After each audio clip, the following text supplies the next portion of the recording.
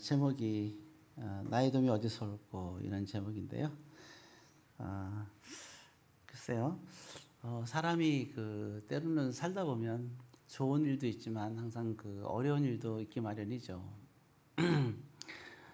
지혜로운 사람은 어려움이 없기를 바라는 사람이 아니라 어려움이 오면 어떻게 극복할 것인가 생각하는 사람이 지혜로운 사람이고, 그리고 성공한 사람들을 보게 되면 내가 어려울 때 어떻게 내가 행동했느냐에 따라서 그 사람이 성공을 한 사람과 하지 않는 사람이 있는 것 같아요.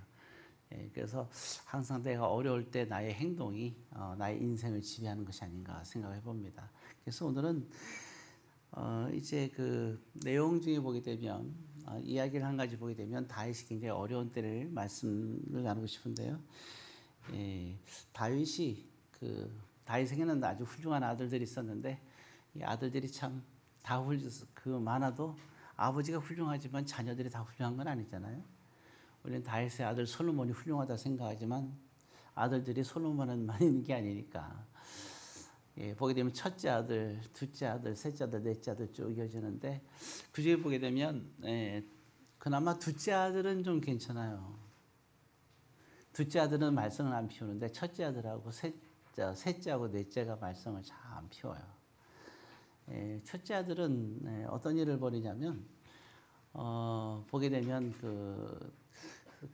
첫째 아들이 셋째 아들이 있는데 셋째 아들이 이름이 이제 압살롬이라는 아들이에요. 놈이 아니라 롬입니다. 롬. 발음 잘해야 돼요. 압살롬입니다. 근데 그에게는 여동생이 하나 있는데 진짜 너무 이제 잘생겼어요. 아주 잘생겼단 말이죠. 근데 첫째 아들이 가만히 보니까 엄마가 다 다르니까 누이가 다말인데 너무 마음에 드는 거예요. 아무리 추파를 던져도 꿈쩍도 안 하는 거죠. 그래서 강제로 취행하게 되는 거예요. 되게 마음이 이제 아무래도 상하겠죠, 다말이. 그래도 어쨌든 다말은 생각할 때 그래도 일단 추행을 당했으니까, 성추행을 당했으니까 성폭행이죠. 폭행을 당한 거죠. 그렇게 된 상황 속에서 그러면 다말은 마음을 고쳐먹어요. 이렇게 된 거 그러면 이제 이렇게 됐으니 같이 그럼 살아야겠다 이렇게 생각을 하는 거예요. 그러면 이제 받아들이면 되는데 참 희한하죠. 자기가 그렇게 추파를 던져도 꿈쩍도 안 하던 그러한 이제 여인이 막상 자기가 이렇게 성폭행을 하고 나니까 자기를 하려고 하니까 과거를 생각하는 거예요. 그렇게 나를 거절했던 그 여자 괘씸하단 말이에요, 다말이. 그리고 쫓아내버려요. 하인들 시켜갖고 쫓아내버리는 거예요. 참 기가 막힌 거죠. 그래서 집에 가서 싫으면 하는데 나중에 그걸 이제 압살롬에게 얘기를 하는 거예요. 압살롬이 가가지고 얘기하니까 압살롬이 화가 나잖아요. 그래서 압살롬이 첫째 아들 죽여버립니다. 다윗이 이 아들들이 싸우면서 이런 일을 벌써 기가 막힌 거 아니겠어요? 그래서 그 첫째 아들은 그런 아들이었어요. 그리고 이제 넷째 아들은 나중에 전에 아도니아한테 한번 이제 들은 분들이 있을 것 같고, 그 넷째 아들은 또 그렇게 못되게, 아버지의 아내죠. 아비상인데, 아버지 다윗이 죽은 다음에 아버지의 아내였던 아비석을 욕심을 내요. 같이 살으려고, 아내를 삼으려고. 그러다가 솔로몬에 죽임을 당하게 됩니다. 넷째 아들은 또 그런 아들이에요. 참. 둘째 아들은요, 말썽을 안 피워요. 참 특이하죠. 둘째 아들이 바로 어머니가 누구냐? 나발의 아내였던 아비가일입니다. 정말 지혜로운 여인이죠. 지혜로운 여인 속에서 또 지혜롭게 이렇게 아들이 말썽을 안 피우고 있는 걸 알 수가 있어요. 자, 이제 문제는 이제 여기서 그럼 셋째 아들은 그럼 어떠냐? 오늘의 얘기는 셋째 아들의 얘기입니다. 셋째 아들은 어떻게 하냐면 이제 아버지는 이제 안정권을 갖고 이제 왕의 자리에서 있게 되죠. 사무엘 상에서 사울한테 죽도록 고생하다가 쫓겨나서 하나님이 왕으로 세웠지만, 그래서 사무엘 하가 됐을 때 사무엘 상 끝부분에서 보면 그 괴롭히던 사울 왕이 죽어요. 그리고 이제 그리고 나서 이제 다윗의 시대가 열리는데 그게 바로 사무엘 하의 내용입니다. 그래서 이제 이제 왕의 왕권을 강화하고 백성들도 잘 따르고 예, 모든 것이 이제 은혜롭게 잘 이제 되어지는 과정 속에 있었어요. 자, 이러한 때 어느 누구도 감히 다윗에게 이렇게 대항하거나 이렇게 하는 사람들은 없었어요. 물론 이제 다윗에 대해서 안 좋게 생각하는 사람들은 물론 있을 수도 있겠죠. 어찌되었든 그런데 의외로 다윗에게 공격하는 사람이 생기는데 바로 세 번째 아들 바로 압살롬입니다. 압살롬이 다윗을 왕에 있는 것을 죽이려고 해요. 아버지를. 자기가 왕이 되려고. 참 그렇게 되니까 다윗이 위기를 느끼고 도망가게 돼요. 그러니까 생사를 알 수 없는 상황이죠. 참 기가 막힌 거죠. 아들에 의해서 도망가니까. 그리고 또 사실 이 피난 생활이라는 게 끔찍하잖아요. 여러분 피난 생활이 얼마나 끔찍해요. 우리나라에도 영화에도 보니까 나온 영화 있죠. 국제시장이라고 혹시 보신 분인지 모르겠어요. 거기 보게 되면 6.25 전쟁이 일어나고 그래서 막 피난하면서 그런 내용들이 참 구구절절하게 이렇게 나오는 그 영화가 있었죠.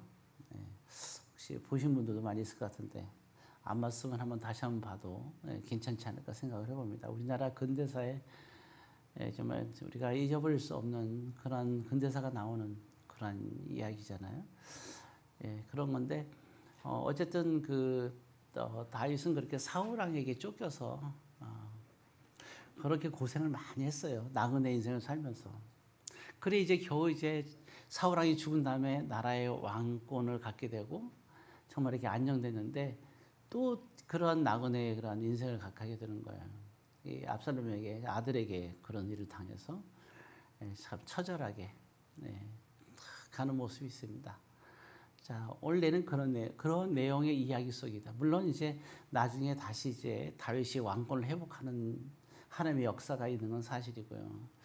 자, 그래서 그때 있었던 그 상황들을 좀 우리가 말씀을 나누고 싶은데 참 이런 걸 같아요. 우리가 가장 어려울 때 몇 가지만 이 이야기 속에서 몇 가지 생각하고 싶은 거예요. 여러분들이 나중에 보면 사무엘하 15장부터 18장까지를 읽어보시면 오늘 이 이야기를 여러분들이 또 공감하고 이해할 수 있습니다. 혹시 여러분들이 사무엘하를 읽을 때 힘들었다면 오늘 설교 말씀 듣고 나서 집에 가서 한번 요 장을 한번 쭉 읽어보면 이게 이런 내용이구나 하는 것을 또 알 수가 있죠. 자, 먼저 보게 되면 아까도 말씀드렸지만 우리가 믿음 생활할 때 그런 거 있잖아요. 왜? 사람이 딱 어느 위기에 딱 처했을 때 정말 그 사람이 어떻게 살아왔는지를 알 수가 있죠.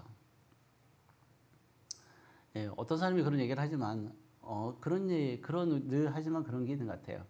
만약에 오늘이 마지막 날이다. 내 인생의 마지막 날이다. 한 부부가 살았는데 만약에 우리가 어떻게 살았는지 모르겠지만 만약에 부부가 살았는데 오늘 하루를 살고 내일 잠에서 깼는데 내 아내나 남편이 천국에 갔다. 그러면 그 하루가 마지막일지 몰랐잖아요. 근데 그 하루가 내가 어떻게 했냐에 따라서 굉장히 여러 가지 생각이 들 것 같아요. 내가 그 하루를 평상시 그렇게 사달라는 돈가스를 한번 사줬다. 행복하게 먹는 모습을 봤다. 그리고 다음날 천국 갔다 그러면 그게 얼마나 그게 참 다행이겠어요. 그런데 그렇게 사달라는 걸 끝까지 안 사주고 티격태격 싸우고 있어요. 근데 다음날 그렇게 천국을 갔다 그러면 그게 얼마나 가슴이 미치겠어요. 제가 드리고 싶은 말씀은 오늘 하루를 마지막이라고 생각하고 가족과 형제와 이웃을 대하는 것이 중요하다 하는 말씀을 드리고 싶습니다. 사람 모르거든요. 언제 주님이 부를지. 그래서 참 형제를 사랑할 때 오늘 하루를 사랑하는 것이 굉장히 중요합니다. 근데 옆에 있는 사람들이 얼마나 소중한가. 내일 못 볼 수도 있는 사람이라고 생각하고 살면 내가 오늘 하루를 좀 귀찮고 피곤하더라도 우리가 생각할 수 있는 거죠. 자, 그래서 다시 돌아와서 그래서 우리가 이제 보면 사람이 위기 속에 있을 때 보면 알 수 있어요. 내가 정말 어려울 때 내가 어려울 때 누가 나와 함께 할 수 있느냐. 하는 걸 볼 수가 있겠어요. 그럼 내가 인생을 참 잘 사는지 못 사는지 생각하시는데 다윗이 이렇게 어려울 때 사람들은 어땠는가 우리가 볼 수 있는데요. 거기 그 사무엘하 15장에 보게 되면요.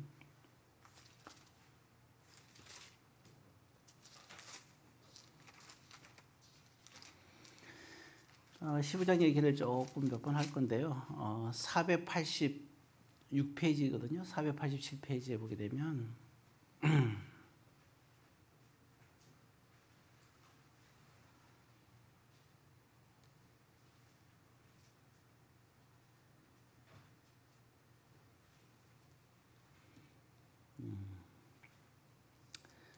예, 그 도망가는 장면이 나오는데 거기 15장 거기 쭉 보게 되면 일단 19절 한번 보겠습니다.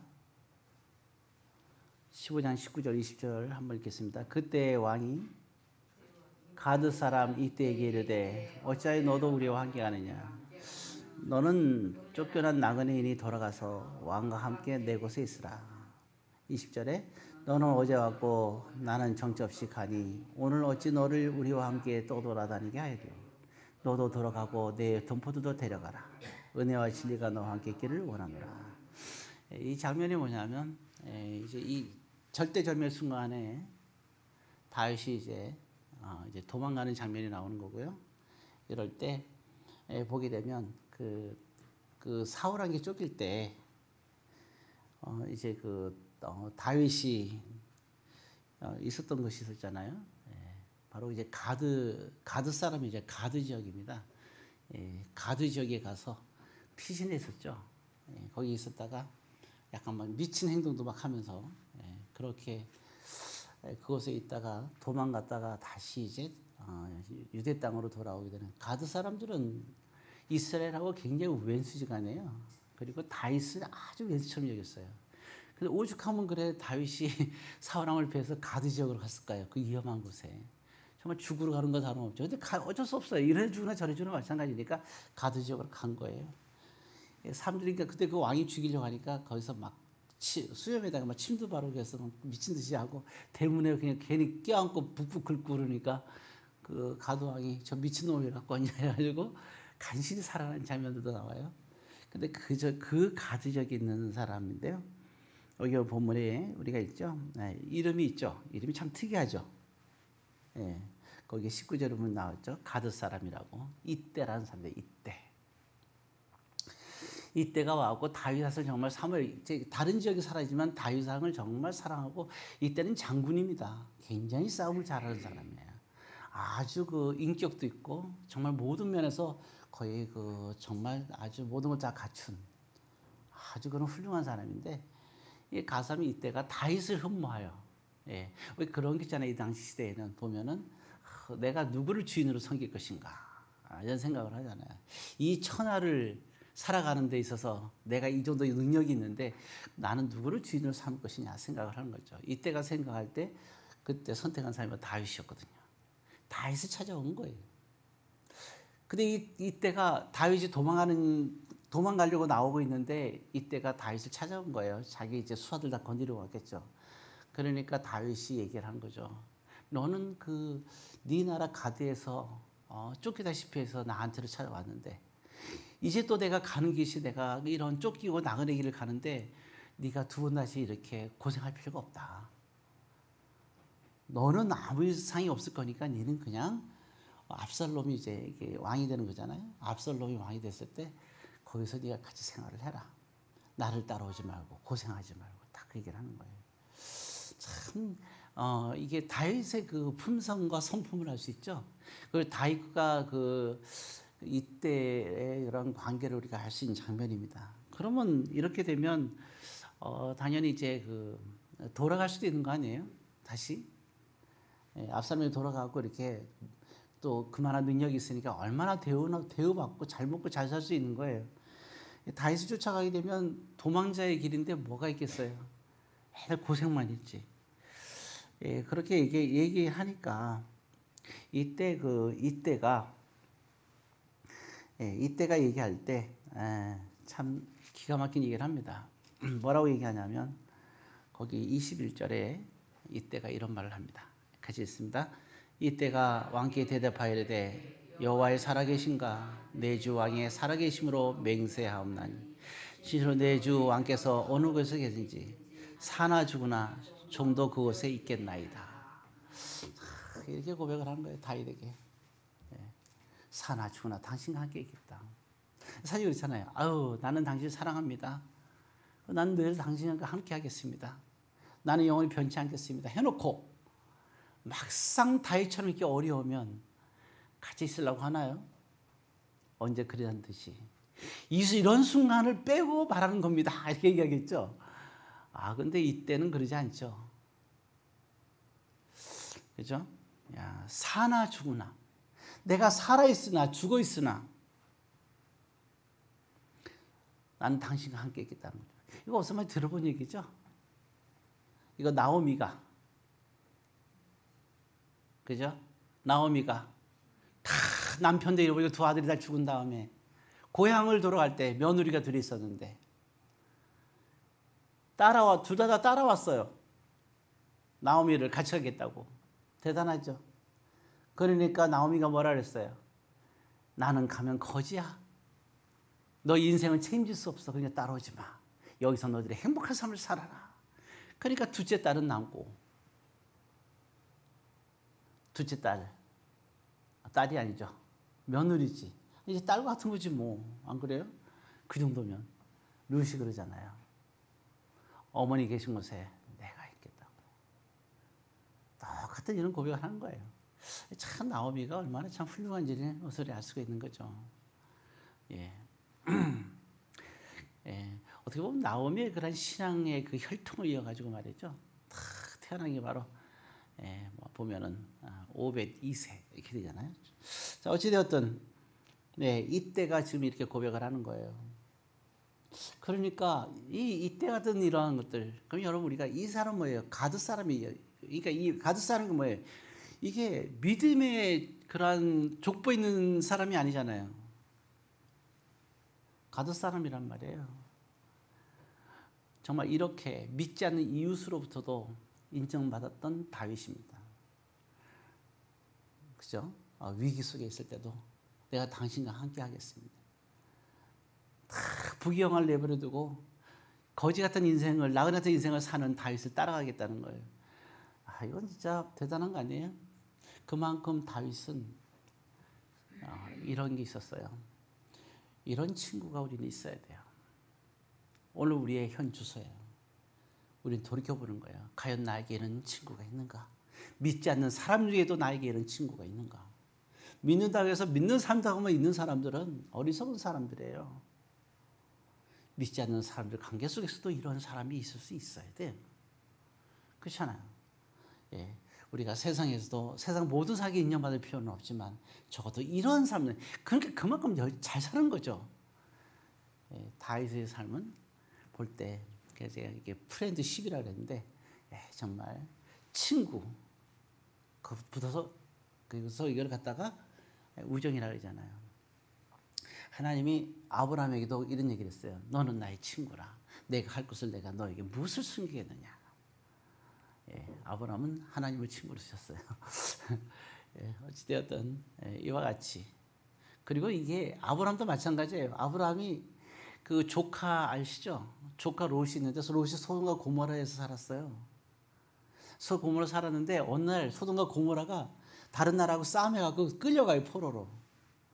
그래서 아브라함이 가서 전쟁에서 이겨가지고 데리고 오는데 혼자 싸울 수 없잖아요. 그럼 누굴 데리고 가요? 아브라함이 옆에 있던 다른 왕들하고 같이 가는 거예요. 아니 아브라함이 전쟁에서 가야 되는데 자기들이 죽을 수도 있는데 같이 가는 게 말이 돼요? 아브라함은 이웃 사람들하고도 그들은 하나님 믿지 않는 사람들이에요. 그런데 그런 사람들하고 대단한 거예요. 그래서 누가 물어보는 거예요. 소돔 왕이. 뭐냐면 전쟁에서 이기니까 많이 전쟁에서 생긴 이게 있을 거 아니에요. 이게 많은 뭐 말이든 짐승이든 그죠? 보물이 있을 거 아니에요. 그걸 어떻게 할 거냐? 딱 그러니까 이렇게 얘기하잖아요. 나는 거기에 손을 대지 않겠다. 그렇지만 믿지 않는 내 이웃 나와 함께한 사람들한테는 그들에겐 줘야 된다. 이렇게 얘기를 하거든. 당연한 거 아니에요. 나는 갖지 않겠다. 그래 그들에겐 줘야 된다. 그러면서 그런 전제에서 갖고 온, 그치만 전제에서 갖고 온 것에 대해서 10의 1조는 분명히 띄어서 드리는 장면이 나와요. 멜기세덱에게, 그죠? 아주 하나님께서 하나님께, 그들에겐 그들에게. 그만큼 이웃에게 인정을 받는 거예요. 그런 모습을 보면서 그 사람들이 인정할 수 있는 사람, 당신이라면 내가 생명을 바쳐서 가겠다. 이때가 그거네요. 지금 어떻게 사는 길이 죽는 길이야. 이거는 부자의 길이 아니라 좁은, 이거 뭐예요? 예수님 말씀이면 이거는 넓은 길이 아니라 좁은 길이란 말이에요. 가고 싶은 길에 가고 싶지 않은 길이에요. 그러나 당신과 함께라면 가겠다는 거 아니에요. 이게 진정한 친구죠. 전 여러분들이 적어도 믿지 않는 사람도 좋지만 믿는 이웃과 공동체에서 이웃을 사랑하라. 너가 그런 이웃이 되라. 저는 여러분들이 이웃을 위해서 그런 서로가 되길 바랍니다. 우리 그러면 이제 또 서로 우리도 인사를 안 할 수가 없죠. 주 안에서 진실로 사랑합니다. 우리 서로 인사하죠. 얼굴에 진성이 안 나는 사람들은 이름 적어서 남겨놓으세요. 그래서 이와 같이 정말 참 우리가 어떻게 살았냐에 따라서 큰 위기가 있었지만 그런다는 거예요. 자, 그리고 또 한 가지 우리가 생각해 볼 것이 있는데요. 거기 사무엘하 15장 지금 보고 있죠. 30절입니다. 30절에 보게 되면 자, 도망가는 그의 길이 어떤 길인가 볼 때 잘 나와 있어요. 488페이지입니다. 사무엘하 15장 30절 같이 있습니다. 다윗이 감람산 길로 올라갈 때 그의 머리를 그가 가리고 맨발로 울며 가고 그와 함께 가는 모든 백성도 각각 자기의 머리를 가리고 울며 올라가니라. 여러분, 근데 다윗은 참 하나님의 용맹한 사람이잖아요. 그죠? 여러분들 어때요? 슬픔 어때요? 사람들이 난 슬프다고 알리는 스타일입니까? 아프고 피곤하면 나 아파요, 나 피곤하고 알리는 스타일이에요? 근데 다윗은 어때요? 그가 눈물을 흘릴 때 사람들 앞에 나 슬픈 눈물을 흘려. 그거 멋있게 보여주나요? 어떻게 한다고요? 그의 머리를 그가 가리고 가죠. 그러면서 울고 가는 거예요. 야, 근데 참 이게 훌륭한 거예요. 그의 다른 사람들도 어떻게 해요? 똑같이 눈물 흘리면서 그의 머리를 가리고 가는 겁니다. 그 다시 갈 때 신발을 어떻게 신고 가요? 맨발로 걸어가고 있어요. 이때 어디로 갈 때 이렇게 했어요? 30절에 보니까 감람산길. 전 여기에 참 꼽히더라고요.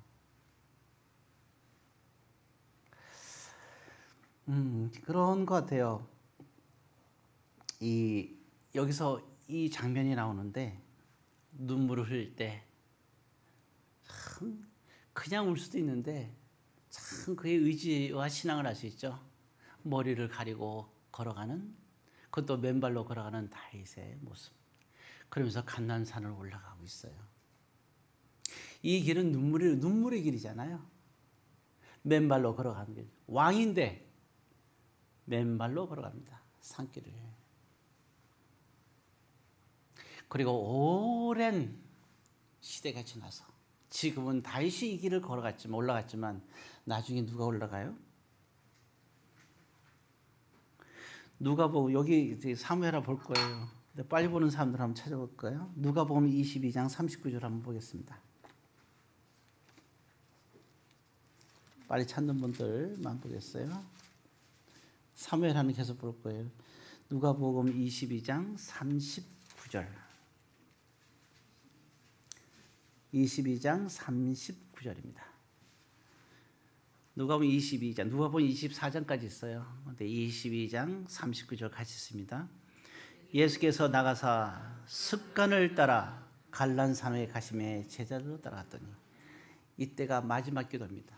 십자가를 앞에 놓고 고난의 길을 가는 마지막 길, 마지막 감람산으로 올라가는 순간이에요. 그리고 예수님은 습관을 따라 올라갔다 하고 여기에 누가는 기록하고 있어요. 왜 습관을 따라 올라갔다 할까요? 다른 곳에는 올라갔다고 나와요. 마지막 순간에. 다른 복음서에는 그 마지막 기도와 십자가의 길을 갈 때 감람산으로 올라갔다는데 누가는 친절하게 써요. 습관을 따라서. 이건 뭐예요? 매일 올라가는 거예요. 그러면 예수님도 다 올라갈 때, 이 감난산 올라갈 때 무슨 생각을 하셨을까요? 저는 이 다윗의 생각했을 것 같아요.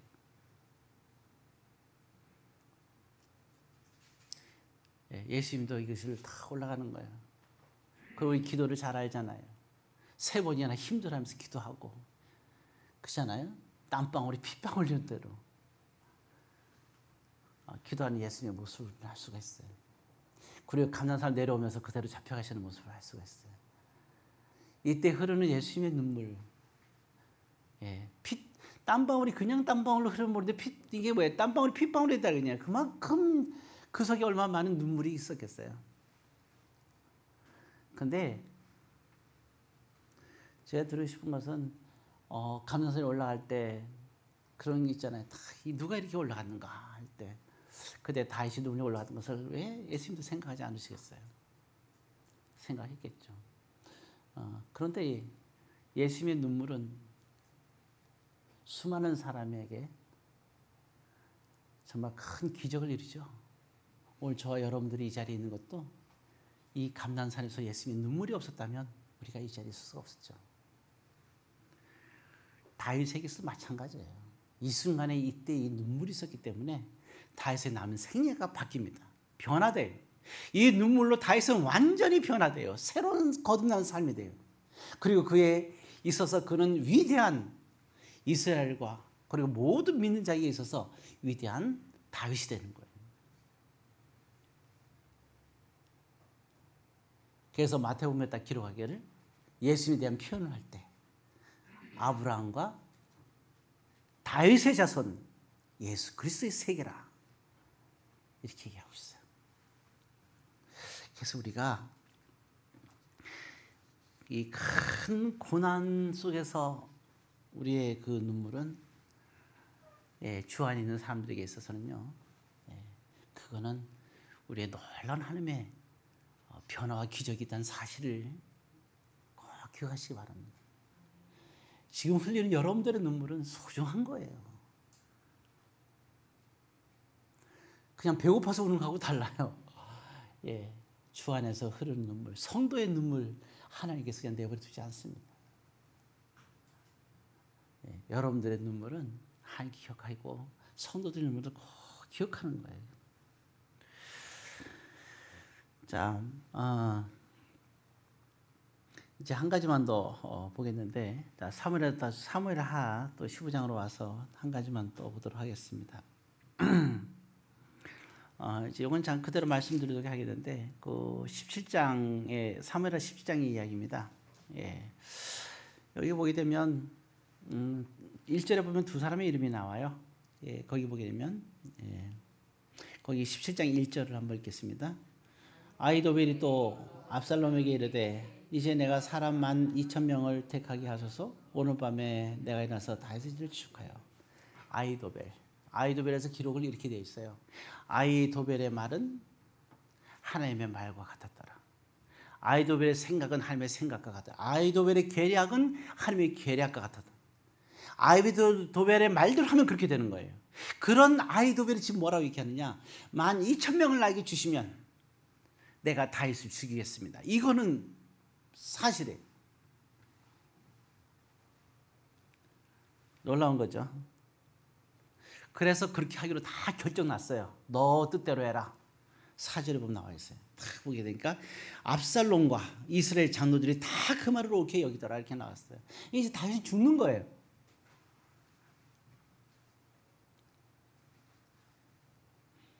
그런데 여기서 반전이 일어나요. 후세라는 사람에 의해서 완전히 반전이 일어나는데, 이 후세도 마찬가지예요. 다윗을 정말 사모했던 사람인데, 후세도 다윗이 이렇게 피난 가는데 나타났죠. 나타나고 당신과 같이 가겠습니다. 그럴 때 다윗이 후세에게 너는 할 일이 있어. 그리고 압살롬에게 보내는 거예요. 즉 이 상황에서 이거를 위기를 극복하도록 하기 위해서 사람들의 마음이 아히도벨의 말대로 하려고 다 결정했는데 돌이키는 장면이 나오는데, 바로 그 뒤에 이어서 보면 5절부터 후세가 이야기하기 시작하는 거예요. 5절에 대해서 5절, 6절, 7절 쭉 이어보면서 그래서 사람들의 마음이 바뀌게 됩니다. 마지막 결론 뭐냐? 압살롬이 또 거기 있는 장로들이 그래 후세 말이 맞습니다. 그리고 결국은 그거를 막는 거예요. 다시 말해서 이런 그냥 절망이잖아요. 이 다윗은. 근데도 다윗은 후세를 보내요. 압살롬에게. 이 말이 뭐냐? 마지막 순간에도 최선을 다하는 다윗의 모습. 우리는 어떠한 절망의 상황에도 포기하면 안 돼요. 왜? 하나님이 포기하지 않으시거든요. 그 우리도 포기하면 안 되는 거예요. 어떤 상황에서도. 이미 끝났어요. 왕권이 이미 뺏겼어요. 그래서 이미 도망가고 있어요. 그 상황 속에서 끝까지 포기하지 않아요. 하나님 우리가 인생을 살면서 어떤 위기 어떤 상황 속에서도 포기하지는 원치 않아요. 그러니까 여러분은 하나님이 포기하지 않으니까 여러분도 포기하지 않으세요. 우리가 포기하니까 하나님이 포기하시게 되는 거지. 그 포기하고 싶어서가 아니라 우리가 포기하니까 하나님은 어떻게 할 수 있는 게 아무것도 없잖아요. 자, 오늘 그 말씀에 이어진 말씀에 여러 가지 이유가 있지만 오늘 제가 여러분들과 나누기 위해서 지금 여기 그 후세까지 말씀을 서로 나눴습니다. 정말 우리가 위기일 때 이런 생각 한번 들어봐요. 생각할 때 나의 도움이 어디서 올고 이 기도가 이게 바로 감난산에서 올라가면서 맨발로 걸어가면서 하는 그 기도 아니겠어요? 누가 나를 도울까? 누가 너를 다룰 사람이 아무도 없잖아요. 그래서 그는 그 길을 걸어가는 거예요. 하나님, 난 어떻게 하면 됩니까? 아무도 날 도울 사람이 없는 것 같아요. 근데 길을 가다 보니까 이때라는 사람이 나에게 찾아오고 후세라는 사람이 나에게 찾아오고 사독과 아비가일이 나에게 찾아오고 이 역사와 속에서 그의 눈물은 그리고 그가 지금까지 살아온 삶이 내가 이렇게 살아왔는데 나에게 어찌하여 원망하지도 않고 단 그에게 드는 원망의 기도가 아니라 하나님 내가 어찌하여야 될까? 주여 나에게 도움을 달라는 기도죠. 그런데 하나님께서 그때부터 도움의 손길을 주시기 시작하는 거거든요. 어제 여러분들에게도 여러분들의 지금 고난의 눈물이 헛되지 않는 것을 기억하고 여러분들이 할 수 있는 걸 최선을 다하며 하나님을 의지하면서 반드시 다윗에게 임한 그 역사가 여러분들에게 임하기를 주의 이름으로 권면드립니다. 기도하겠습니다. 사랑의 아버지 하나님, 오늘도 믿음의 눈물에 역사하시는 하나님의 은혜가 임하게 하옵소서. 예수님의 이름으로 기도드리옵나이다.